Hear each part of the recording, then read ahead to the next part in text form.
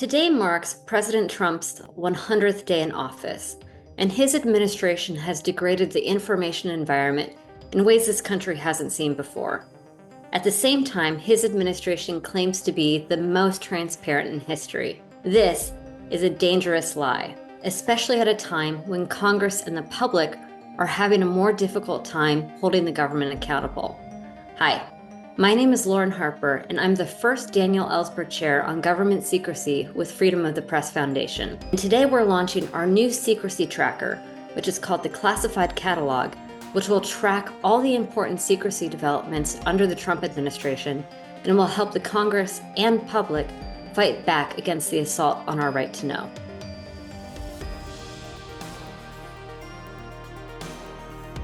Every presidential administration, whether Democratic or Republican, keeps too many secrets. But the Trump administration is different, and what it's doing is worse. For example, we're seeing a staggering amount of information coming down from agency websites, everything from important health data sets to information about climate change.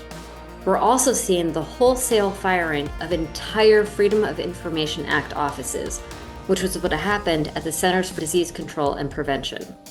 We're also seeing growing evidence that high-level Trump administration officials are using disappearing messaging apps like Signal. This makes it more difficult for the records to be preserved in accordance with federal law.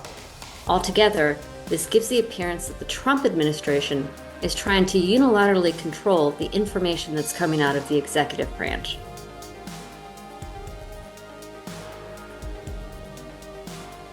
When the Trump administration fires an entire FOIA office, this means that both the press and the public aren't getting their records requests responded to. Now this, coupled with the removal of important information from agency websites, tools that journalists use to do their job, makes it a lot more difficult for the public to be informed.